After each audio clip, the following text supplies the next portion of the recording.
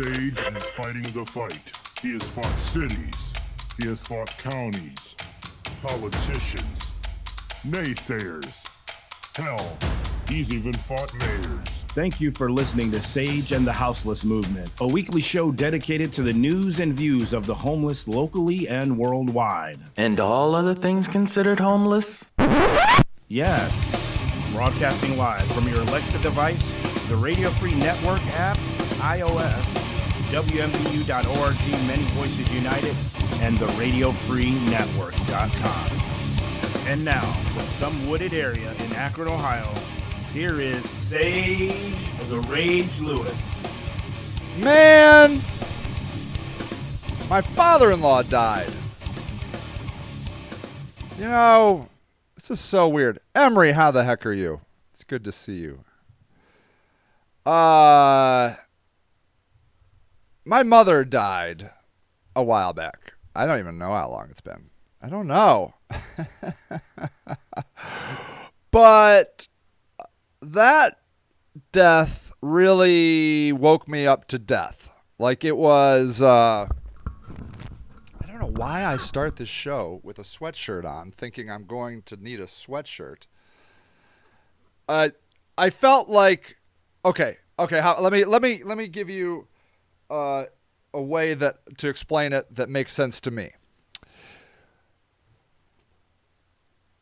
When you're a drinker, okay? Ow, shocking. When you're a drinker, you drink, and then one day you close your eyes and you start spinning, okay? And now you got the spins. Now, I mean, that's how it worked for me. I did not... It's too loud. I don't know. All right. So the thing about it is I, when I was drinking, I never had the spins. And then I had the spins. I got the one time, and then I had the spins the rest of my life. Every time I drank, I closed my eyes and I'd start spinning. Now, fortunately for me, I liked the spinning.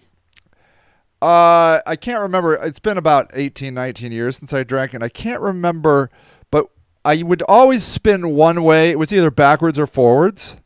And then I started spinning the other way, and I'm like, wow, this is crazy. And I always liked it.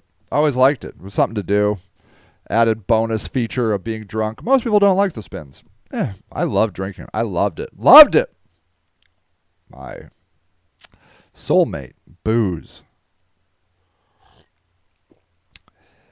So when my mother died, and I had other people that were close to me die. My grandmother died. My Aunt Eileen had died, who was a really great supporter and great aunt to me, and various other people. I've been to a lot of funerals, not a lot, but plenty, enough. But when my mom died, I'm like, oh, now I get it. And I compared it to losing a limb. Like, obviously, I don't know what that exactly feels like, but it felt to me like that was what it would feel like. Like, you have an arm, and then one day you don't have an arm. And you're like, wow, that's weird. I've always had that arm. Now I don't have that arm. And that's how it felt like. And so I had never felt that before. And then I felt like, and then honestly, the word for it is loss. Okay. It's like, Kevin, spin me right around. Yeah, I know. Like a record. I know. I'm telling you, man, the spins, does anybody ever get those when they're drinking? You ever get those? The spins? Yeah, man. I also never threw up until the very end, and then I would throw up all the time, and I'm like, I gotta end this. This is ridiculous. This is ridiculous. So, hey, it is good to see you, Kevin. Good day to you, sir. Good day, good day. So, that's loss. That's what I felt. I felt loss, right? And then now, you've never had the spins, Kevin? Well, I think you probably should count yourself lucky. Most people do not like them. You got to truly love drinking. You got to be dedicated to the whole drinking experience to love the spins. Because you can't stop them. You can't stop the spins.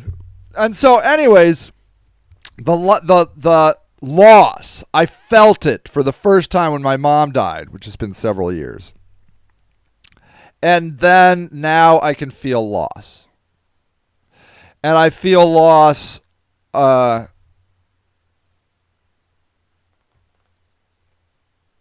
various times in my life. You know, the city when the city shut down our tent village and then our day center, that was a real significant low for me.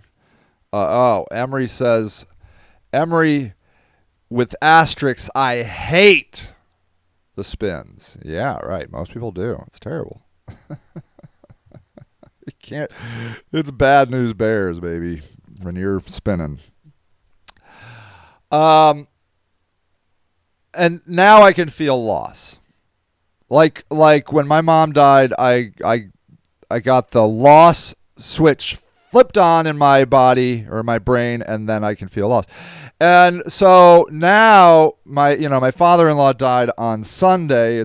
I'm taping this on Thursday, and I feel it again. Now, it's not the same as my mom. Your mom is like, your mom. I watch my son's mom, my wife, like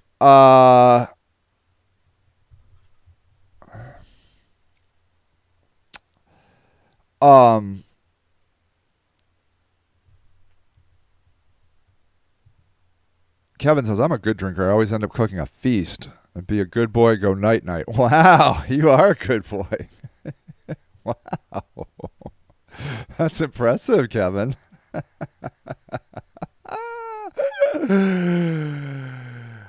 Yeah, when your mom is if you're lucky, not everybody's this lucky, but like my kid's lucky and I was this lucky.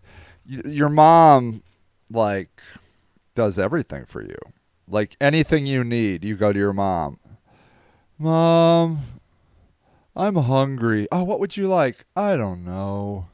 Would you like chicken nuggets? No. Would you like pizza? No. Would you like spaghetti? No. Would you like a sandwich? No. Would you like ice cream? No. She'll just do it all night long. She'll run through all the food on the planet.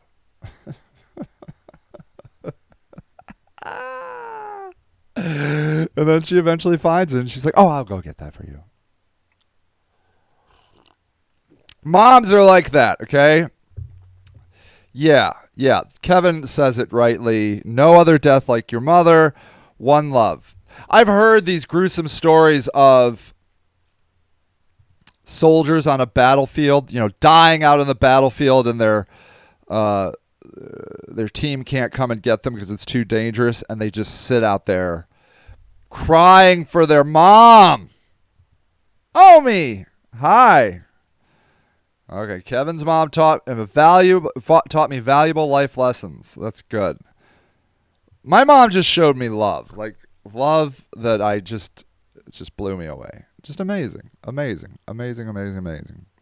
So anyways, when I lost my mom, that was like a loss. And then a friend of mine said it's like getting like having a hole blown in you or something, and I'm like, oh yeah, that's a good way to explain it.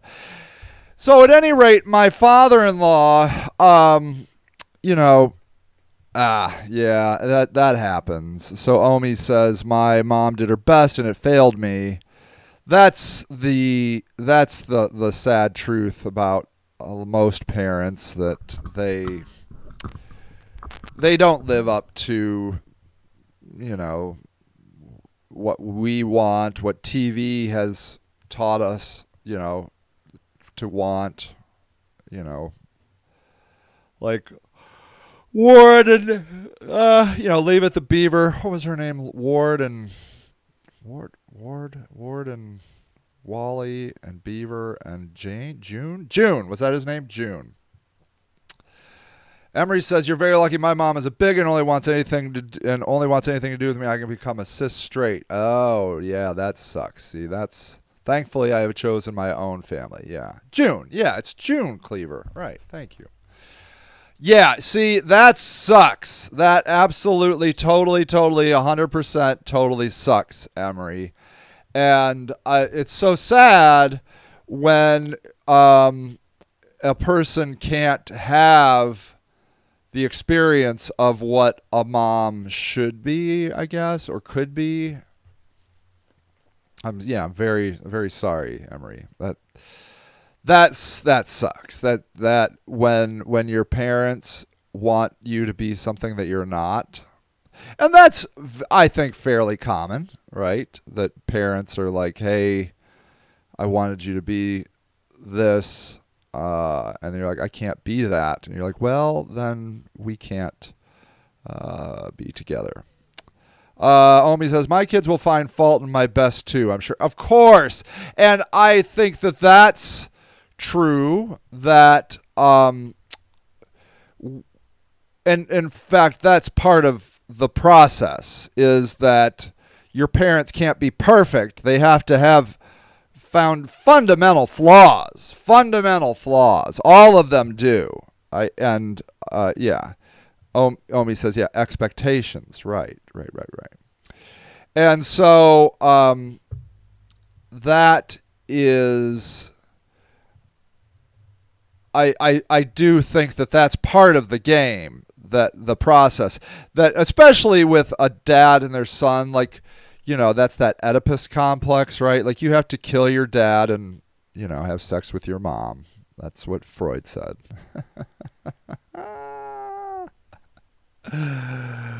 But most days I feel like I'm not giving my best, even though I am. Like, I fail to live up to my own expectations. That's hard to live with. Well, sure, right? Like, we all know who we could be, but we rarely are that. Any of us are that, right? Emery says, "My mom is a product of a broken system, and I don't hold it against her." That's beautiful. That's beautiful, Emery. Kevin says, "I heard today is National Beaver Day." No way. Beaver Day? National Beaver Day. What are you talking? April 7th. No shit. Look at that. There you go. 8 facts to celebrate International Beaver Day. Beavers are adorable. Adorable. Beaver teeth are orange. Beavers have long incisors that get their orange color from an iron-rich protective coating of enamel. Their teeth grow continuously throughout their life, but daily use helps trim them down.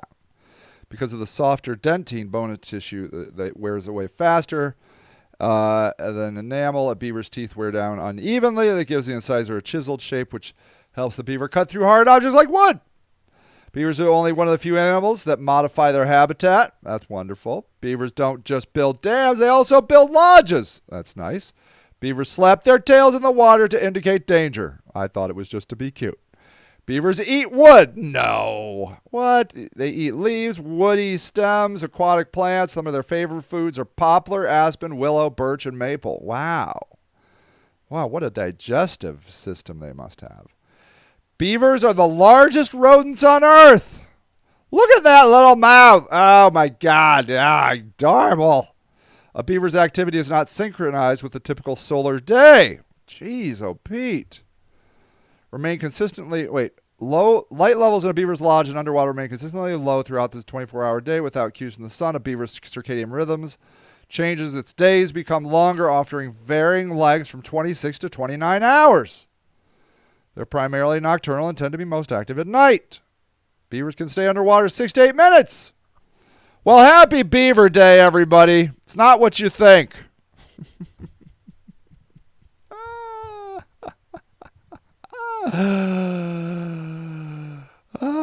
When's Otter Day? I don't know. Let's find out. When is National Otter Day? Not Daughter Day. Well, Daughter Day is September 25th. Otter Day. World Otter Day, excuse me. That's the last Wednesday in May. Otters are better. Which is better, otters or beavers? I think otters. Yeah, Kevin's right. It was heard it on the radio. As an aside, did you hear about my run in with the APD? I think the number of people I saw in court who lost jobs, kids, and family over issues made me think you needed to see this. Omi says otters are cuter than beavers. That's probably true. Emery, I don't know if you want to share what your situation is, but if you could draw, I don't know if you want to. I saw some of your stuff, and I am sorry that you're experiencing all what you got going. But if you want to jot down maybe some of what, if you want to talk about it. Omi says, I spent a week in New Mexico on native reservation. My white guilt has never been so heavy. Oh, yeah. Was it kind of run down? And I've been out west. Nice work going to New Mexico. Love the West. The West is the best, as Jim Morrison would say. Yeah, it's pretty brutal out there. So at any rate, my father-in-law, Omi says they're just so poor. The Native Americans are so poor. Yeah, it is rough. It's rough. And when are we going to talk more about that, for Pete's sake? You know, when do we get to talk about how we're treating natives in America? Omi says no grocery stores or hospital, but lots of Christian churches. Yeah, you probably didn't love that, knowing your lack of interest in religion. We have them land that couldn't. Yeah, we gave them land they couldn't grow food. Right. We put them out in the middle of nowhere. You found a native rapper. Ooh, nice. I bet that was cool. I bet that was very cool.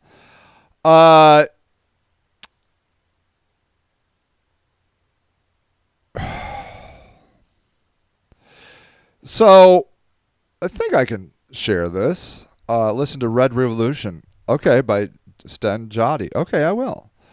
My father-in-law came down with a lot of stuff at the end of his life, like cancer. He had lymphoma, and then it just kept getting worse. Like, it started like a couple of years ago. He had some back stenosis or something. His back started to hurt. Okay. Yeah. Okay, Emery. I will come back to you. I'm just going to finish this story, and then I want to come back to your story. And his back really hurt him, and it wasn't getting better. He couldn't get that pain under control. And then a few weeks ago, he was diagnosed with lymphoma cancer, and there was a lot of it, I guess. It wasn't in his brain. There was a potential it was going to be in his brain, but it wasn't in his brain. And then a few days ago, they live downstairs. We live in a duplex. My wife and kid and I live upstairs, and they live downstairs. And my mother-in-law called and said, Earl he's on the floor in a fetal position, and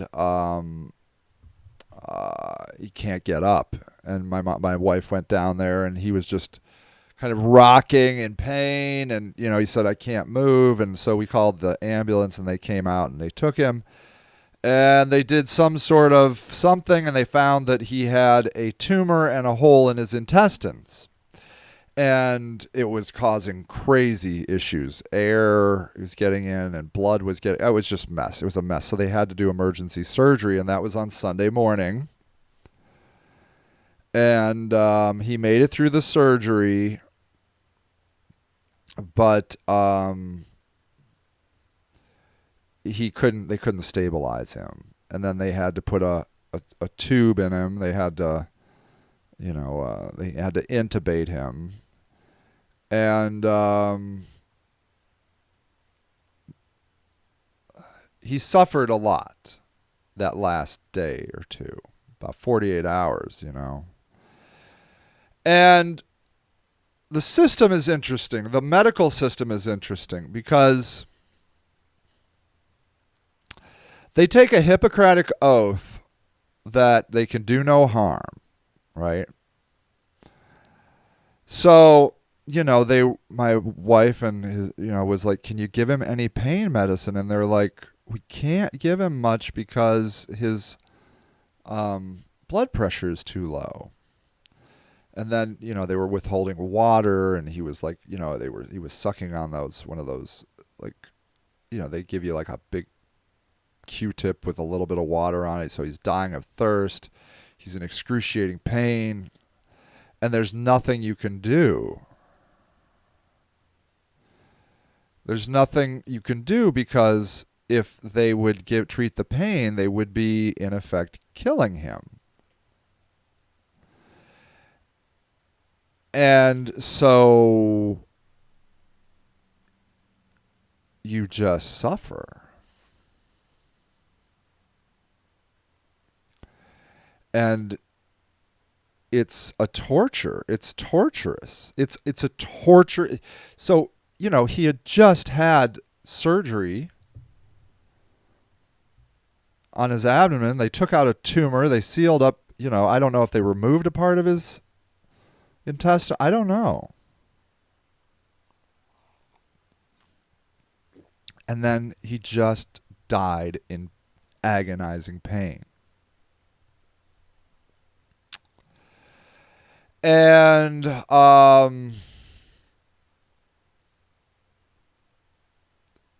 you can't blame the system. You can't blame them because their job is one thing: to do no harm. Now, if he had been at home,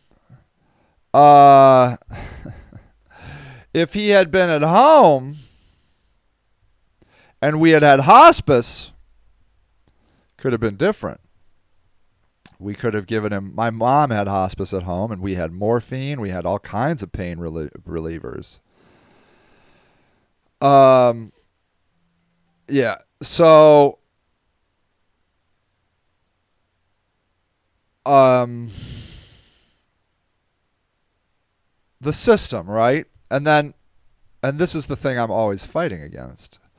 Omi says, I'm very, very sorry, Sage. It makes me feel really sad to hear that. Yeah, and I know it is a sad thing to tell. You can actually absolutely blame the system. So that's the thing.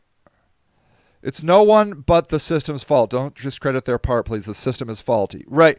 So, okay. So this is, it is the system's fault because the system is so rigid. And Emery, I will not forget your story. I'm coming back to your story, I promise you. The system is, and Emery says, the system sucks and it needs fixed. So when he went into the surgery, they did all the checks. Do you want chest compressions? Do you want this? Do you want that? No, I don't want that. I don't want that. I don't want that. So they got all their ducks in a row of all the things they weren't going to do. Right? But there was no place, if your blood pressure is too low, do you want us to give you pain relievers? The answer is, hell yeah, I don't want to feel any pain. That's not a question. Thank you, Emery. That's not a question. Omi says, it's 2022. No one should die in agony like that in a highly developed nation. Right? We have the ability to take the pain away. They knew he was not going to make it. I mean, in fact, the doctor at one point said this will be the fight of his life. Meaning, like, this guy isn't going to make it. This guy isn't going to make it. But they cannot, as a hospital, make that decision. Emery says comfort care should be prioritized, period. So that's right. There need to be questions that say, hey, if you're in excruciating pain, what do you want us to do? Yes, Omi's right. My vet would have done more to comfort my hamster. Absolutely, they would have. Absolutely, they would have. They would have put the hamster down. They would have been like, that surgery did not go well. This animal is not going to make it. We need to put it down. There's no place in America you can do that, is there? Not in that point. Not at that point in the game. I think Oregon has a euthanasia thing. Maybe. Yeah, I want to die in Oregon. I think that's right. I think Oregon has a thing.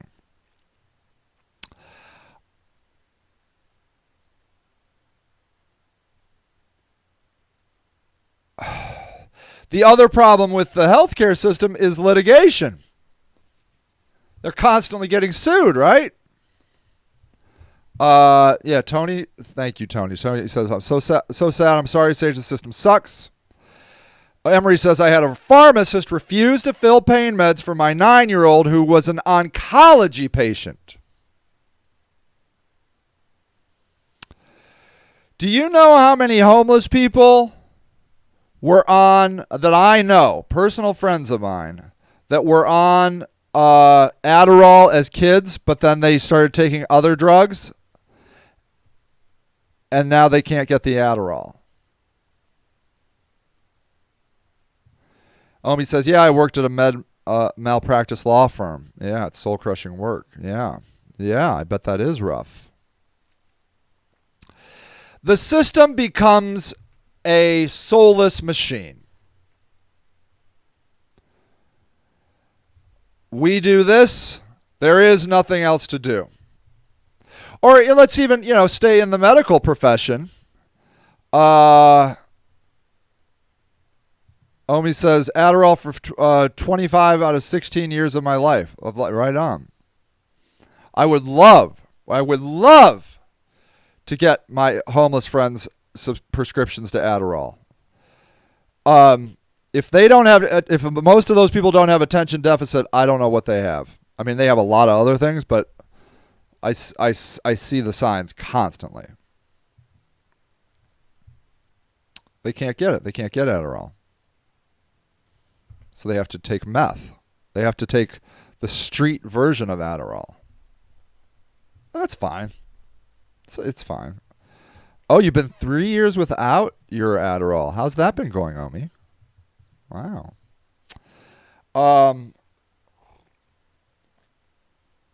Let's see. There was another topic about medicine I wanted to... look at that. For missing 2 appointments, too scared to even find a new doctor. There you go. Yeah. Do you think you would be better with it or no?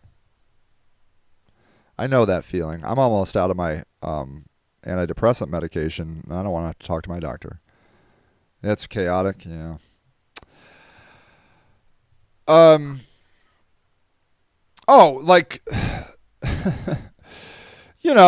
Take the insurance industry, for example. They tell doctors how to treat their patients. The doctors have no say. It's crazy. I know someone who was denied all psych meds because he smoked weed once. There you go. What are you going to do? You're going to take street drugs. These people, the doctors give them, this happens constantly. The doctors give a person opiates for pain relief, take them off the opiates. The person goes in severe withdrawal, still has pain. They have no choice but to go to the street. None. There's no choice. It's the system, right? The system. And we have a system because we have 350 million people.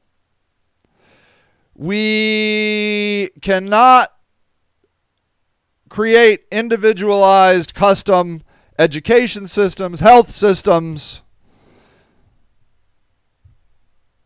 any kind of system for 350 million people.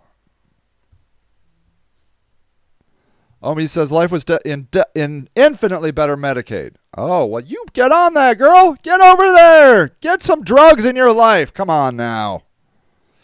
I don't know if you have any kind of medical, but my healthcare, I can do telemed. Love that. I don't have to leave my house. Love it. Love it. I'm so sorry I'm yawning. I don't know. Well, it's part of the thing. I'm just tired. Like my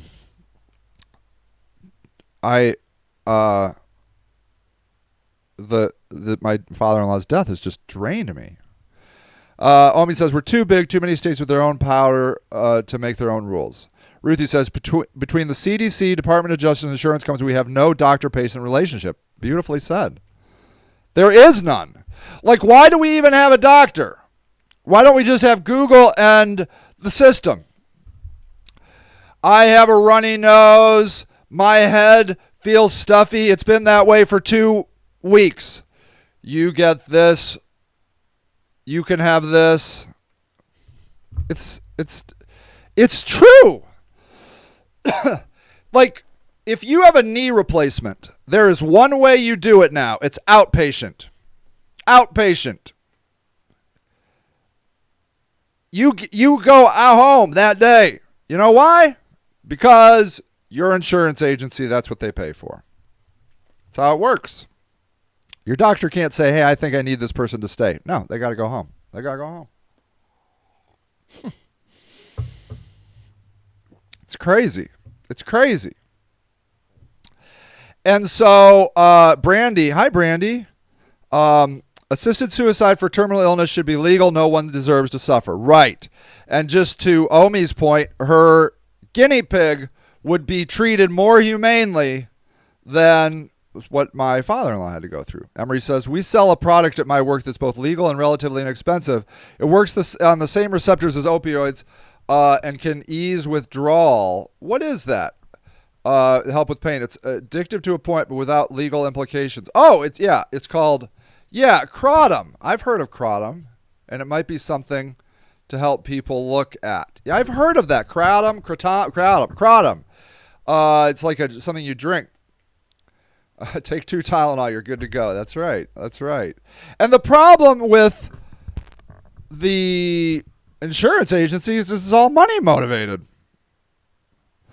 Omi says, my friend's baby died. It was known during pregnancy at Woods. She couldn't access an abortion in Ohio, had to carry him more, and they refused to give her any anxiety and treated her like a junkie. Wow.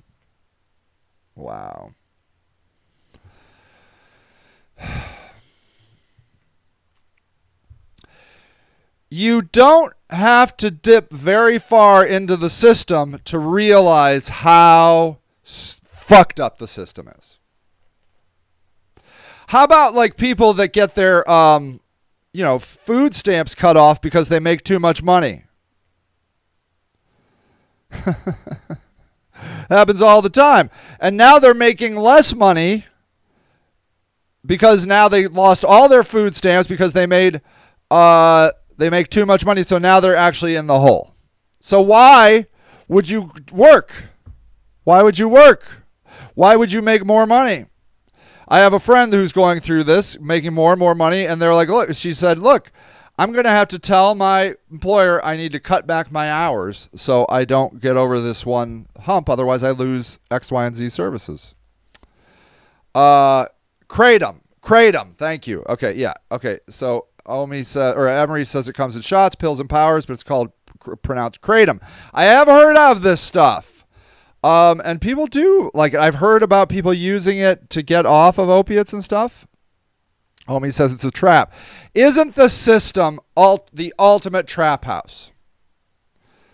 Kratom works if you do your research and get the right strains. Never buy from a gas station or a smoke shop. Oh, really? Well, Emery will probably disagree with that because I think Emery works at a smoke shop. I think. Where do you buy it, Ruthie?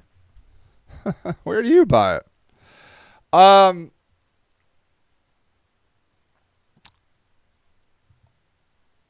All of these systems. How about this? Pope apologized for 100 years of abuse, Canadians. Okay. Look at this. Look at this. Here's New York Times. I feel shame.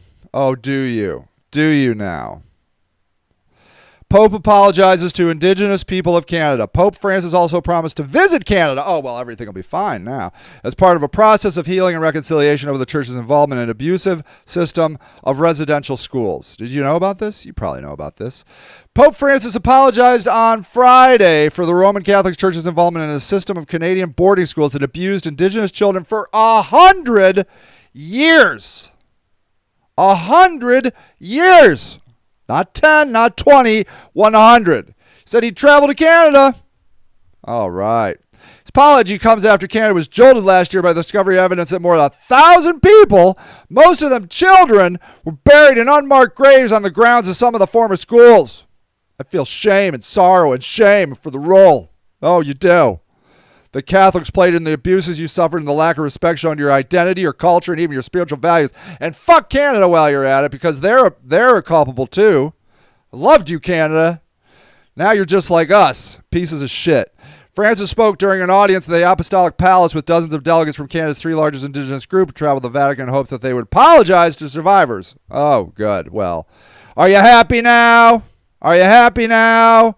From the 1880s to the 1990s, the Canadian government ran a system. It was run by the government of compulsory boarding schools that a National Truth and Reconciliation Commission called a form of cultural genocide. Canada did this to you. The Catholic Church operated about 70% of the schools in the system. About 150,000 Indigenous children were separated from their families and sent to these residential schools for 100 years, where abuse, both physical and sexual, were widespread along the neglect and disease. Murray Sinclair, the former judge who headed the commission, estimates at least 6,000 children went missing. The system. The system. The system, the system, the system.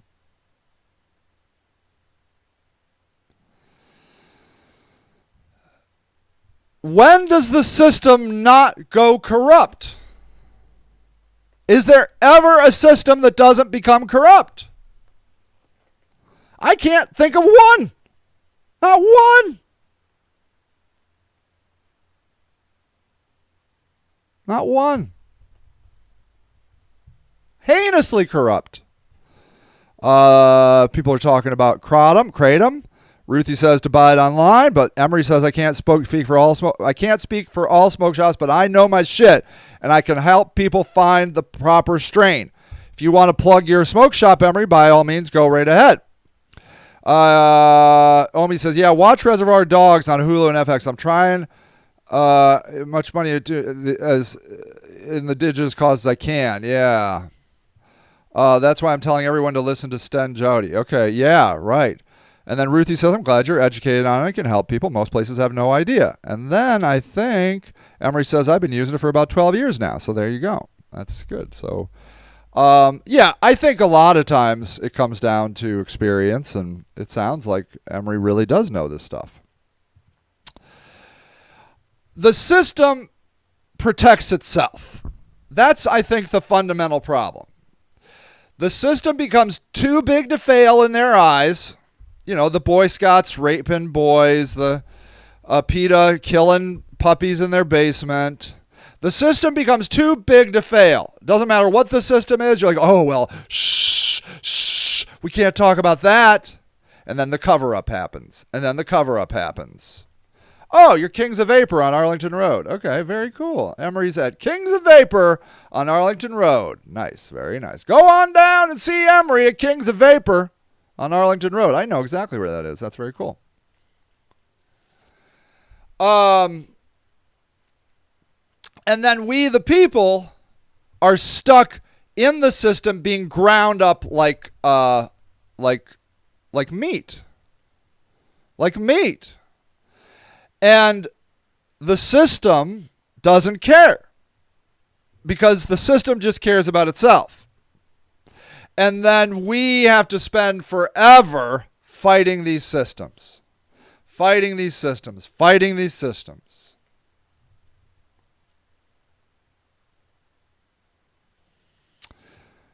And it takes forever because they're like, well, we can't just change the whole system. Let me get on an airplane and apologize for all those indigenous children that we stole from their families and, genocided their entire culture. We're really sorry about that, And Canada, where the fuck is Canada on this? They going to fly out to Canada and apologize? Well, our bad.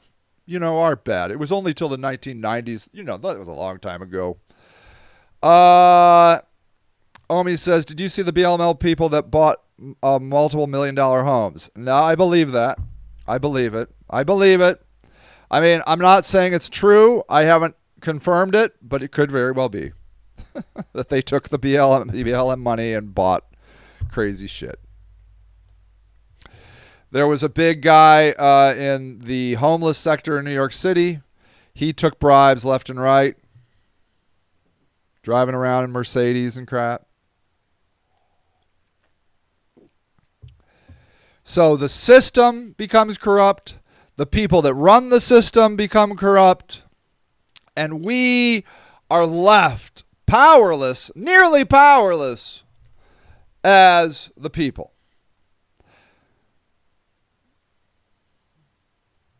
As the people. Because we don't have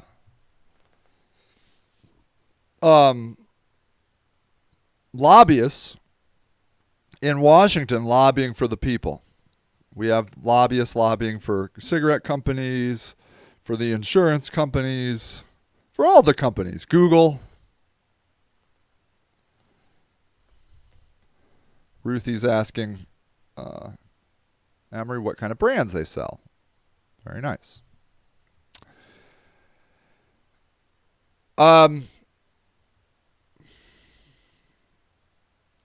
I think we have to first start with this understanding, and probably you don't need to hear this, but the systems are the minute a new system is started is the minute it becomes corrupt. The minute. And they start out of good ideas, right? Usually. Planned Parenthood didn't. They wanted to eradicate black people. Planned Parenthood was all about eugenics. They put them right in black communities to give black people abortions. You believe that? It started corrupt. Wow.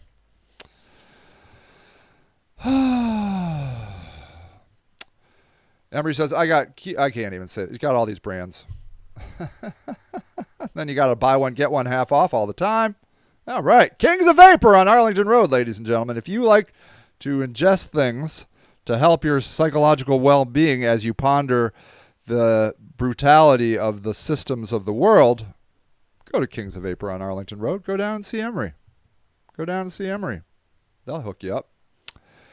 So, look at there. Emery is there 5 to 9 tonight and 9 to 4 tomorrow. Oh, there you go. Go down and see Emery at Kings of Vapor on Arlington Road.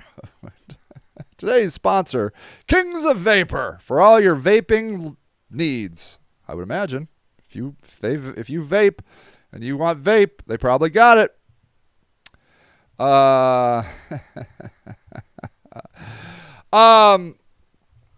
But the funny thing is, like, you look at, like, African Americans.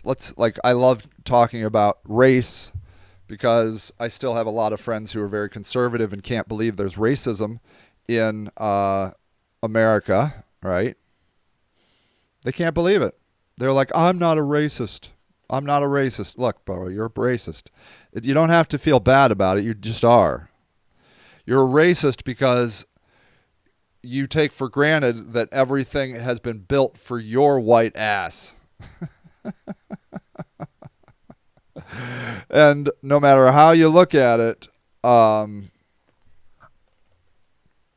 black people are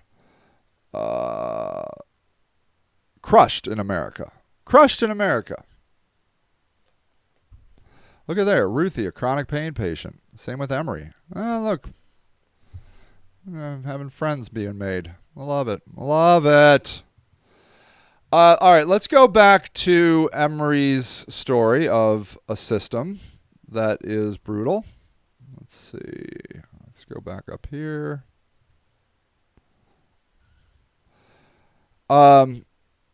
Just hate the system, okay? And may I say, I always hate people that are like, you know, I'll say fuck the police, and then people be like, oh, well, then don't call the police when, you know, you're being killed or held hostage. I'm like, look, man, I can say fuck the Catholic Church and love the Catholic Church at the same time. They're not separate. I'm not Catholic, but I love probably my most favorite Christian writers are Catholic. I love Catholicism, the idea of Catholicism, but it's a terrible, terrible, insidious, evil place.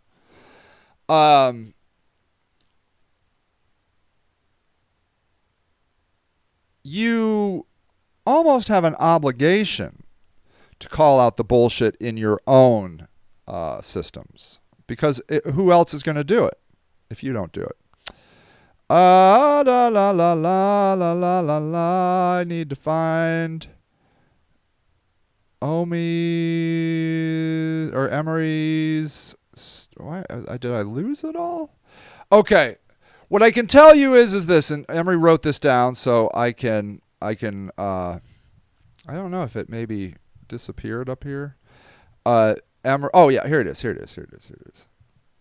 Emery says, I was pulled over on Friday for expired tags, a suspended license that I didn't know about. Car was impounded, had to go to court on Tuesday. Finally got my car back, but it was over $600 all told.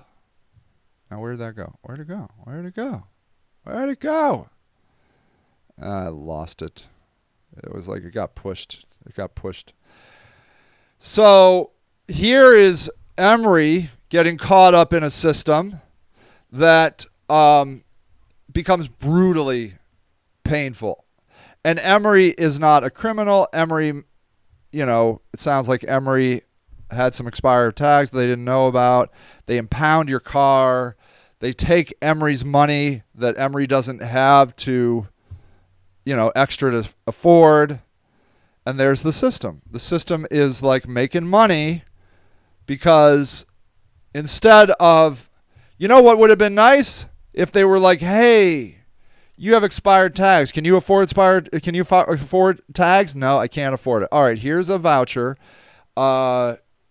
You have 48 hours to use this voucher to get your expired tags. Otherwise, we're going to write you a ticket. There. Problem solved. How about e-check? You know who gets screwed on e-check? Poor people. You know where e-check exists? Summit County, where a high percentage of people are poor. They're making money off of people that have no lobbyists. Okay?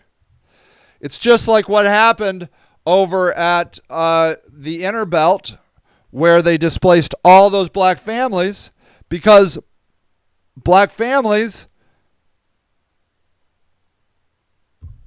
don't make too much of a stink.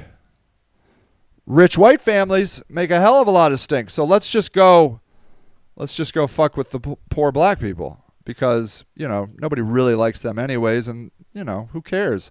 They're not going to vote. They're not going to, you know, they have no say. And so, of course, the Inner Belt goes right through and brutalizes, steals their land.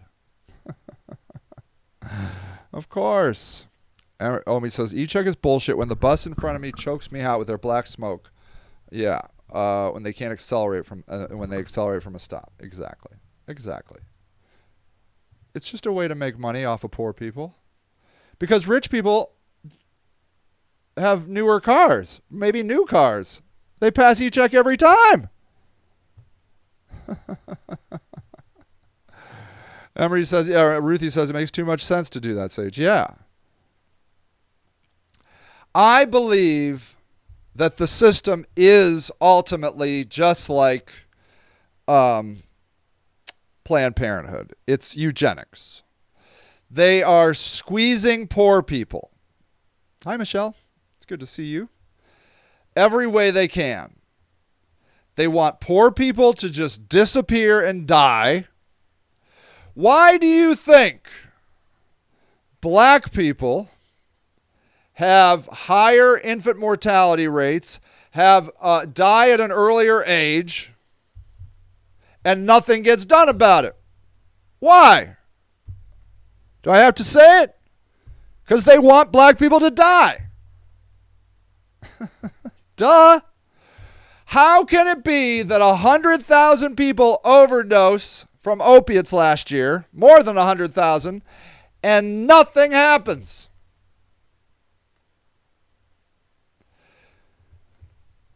What do you think? I mean, there's no laws put in place. They're not decriminalizing opiate use so people can get opiates from a safer system. All they're doing is flooding the market with, and thankfully they're doing this, I don't know, the health departments or somebody gets Narcan. The Narcan people are getting rich as hell. That's when it works out great. How about that? We got our 4th booster shot coming up, ladies and gentlemen. I read an article that said the effect lasts 4 weeks. But they're still recommending, CDC says if you're over 50, get the 4th shot. Isn't that convenient? They're telling you to go get a product. Go get a product. Go get a product. Go get a product. Opiate users are given their methadone and Suboxone to live on the rest of their life. Go get a product. Go get a product.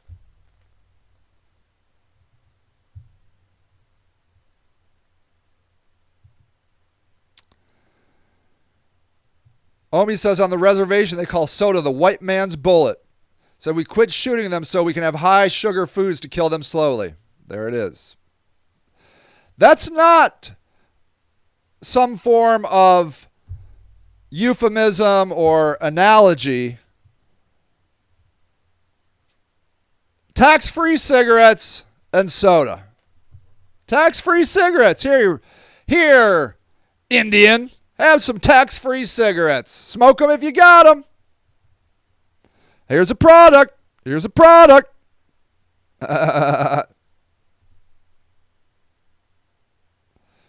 What are they going to... Ruthie says they're just going to criminalize it more. What are they going to criminalize? Drugs? Are they going to drug... Yeah. Diabetes is a problem on the reservation, same as alcohol and meth use. I did not know that about diabetes. I believe it. They're just eating fast food and soda. Meth, a lot of meth.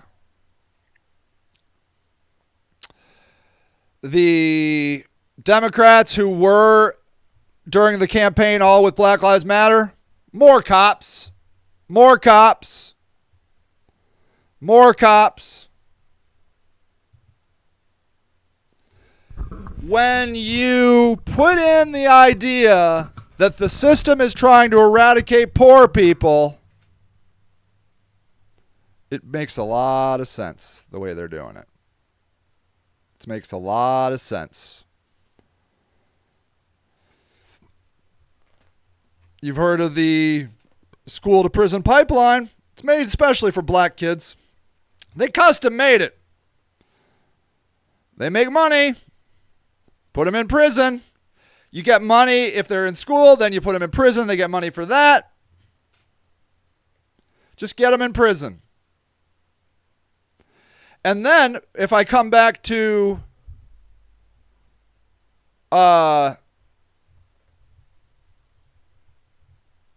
Emory's problem.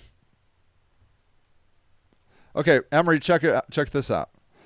Emory says, my car blows clean. It passes California emissions to toughen the country, but because there's a bad sensor, it won't e-check. So I worked around it, but I'm once again incredibly privileged. There it is. I was just going to say, when my homeless friend gets a car, I usually think that car is going to last a couple months. I had a homeless friend who had a car that got pulled over because of a tail light or something like that. They just impounded it. The car is gone. Car is gone. They steal the car. And then if you get a ticket and you don't pay the ticket, it just rolls and rolls and rolls. And next thing you know, you can't get to. Okay, so I have a friend who had a warrant, couldn't get on Zoom. Okay? Didn't have a warrant, sorry. Was supposed to have a court date on Zoom, on the internet. Homeless. Couldn't make their phone connect to Zoom. Now they missed a court date. Now they got a warrant. And it goes on and on and on. If Emory couldn't recover from this, what Emory is experiencing right now with the car situation, it doesn't just come down. I mean, first of all, Emory got their car back. Beautiful. Congratulations, Emory. Most of my friends never can get their car, but they can't afford $300 or $600. They might as well be $60,000. It's an impossible number. They can barely afford the $4 gas. And I know this is all hard for you too. But you're able to do it. You should try keeping a job in Akron when all you have access to is the bus system in Akron. Try it. Try it.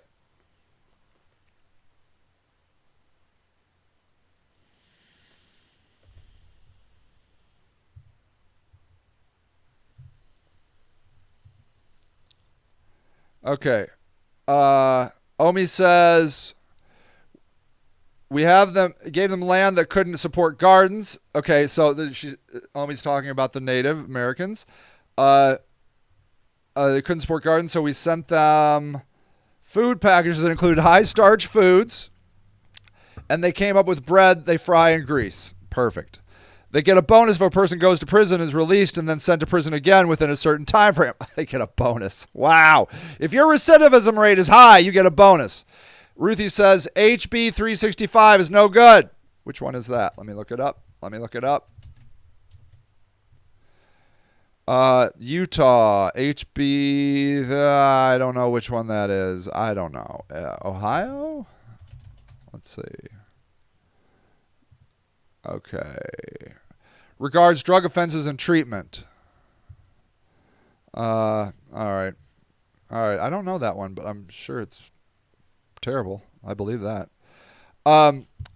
Misty says the city makes money off of people they put on methadone and Suboxone. I didn't know that. They're legalized drug pushers right there on Market Street. Yeah. They're giving out methadone and Suboxone every day, and they tell you got to be on the rest of your life. Emery says, I'm very lucky. If I didn't have friends who supported me, I wouldn't have my car. There it is. That's what homeless people are missing. They don't have friends and family to turn to because their friends and family are in the same boat as them. Omi says, imagine a car you're making payments on gets impounded. Holy shit, there goes your credit too. Yeah, and it just goes on and on and on. Yeah, Ruthie wants to know how the city makes so hot money off of it. I'm sure they do, though. Omi says, Utah's a beautiful state with amazing parks, but holy shit, it's incredibly oppressive. Sure. Yeah, man, it's run by those crazy nut job Latter-day Saints or whatever. They have to wear special underwear or something. So, anyways, look.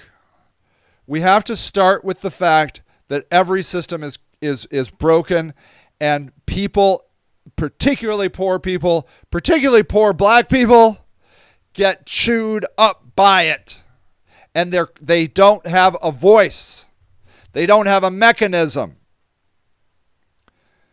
Omi says, my brother's been on almost 10 years. He doesn't see any other doctor, just a Suboxone doctor. I'm sure it's related to long-term subuse, but he has swollen red legs and arms with open sores. Yeah. It's terrible. You lose your teeth on Suboxone. It's a mess. A mess. We have to figure out a way to get more power as people to have a say. You go to the doctor, you go to the hospital,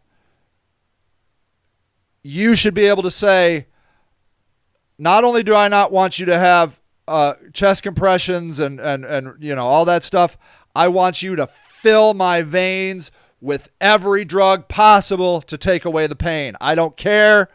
I do not want that pain. We have to have a say. We ultimately have to say what we want for our lives.